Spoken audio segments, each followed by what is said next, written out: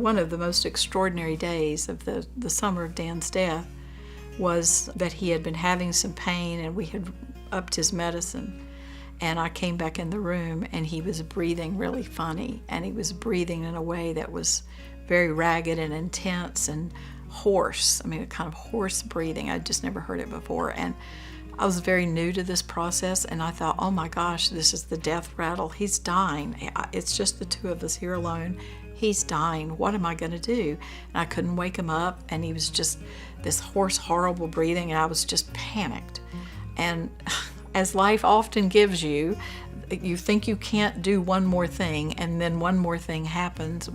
I got a call, which when I answered it was his mother, Dan's mother, and she said, Dan's dad has just been visited by hospice and they believe he's going to pass in the next 24 hours. You all need to get in the car and come and see him if you want to see him one more time before he passes.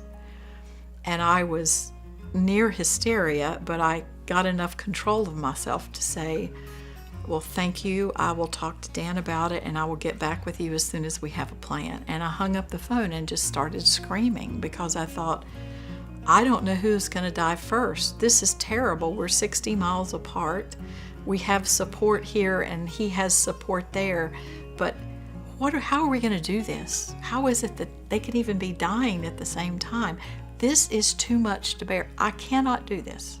And so I was standing in the kitchen crying when someone knocked on the back kitchen door, and I went to open it, and it was the hospice social worker.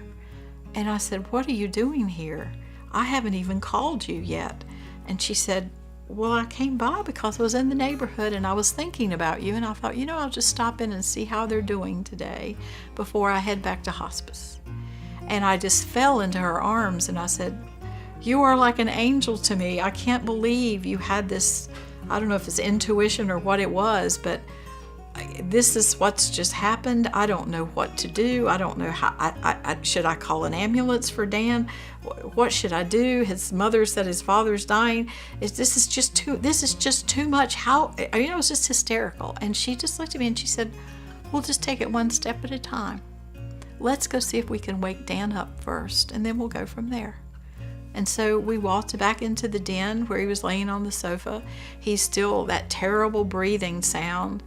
And she worked with him for about 5 minutes. And by loudly talking to him and tapping him on the cheek at the same time, she woke him up. And he woke up with a start and said, why are you all yelling at me? I'm like, well, we thought you were dying. And he's like, no, I was just having a really good nap. I'm so sorry. I need to tell you something. That's why we needed to wake you up. And within 3 hours, we were in the car. He was up. He had had this really deep sleep. He was rested enough that I was able to drive him to see his father. And we got in that very precious visit. Hospice and Palliative Care Center serves people from 13 counties. To learn more about any of the programs and services of Hospice and Palliative Care Center, please visit us at hospicecarecenter.org or call us at 888-876-3663.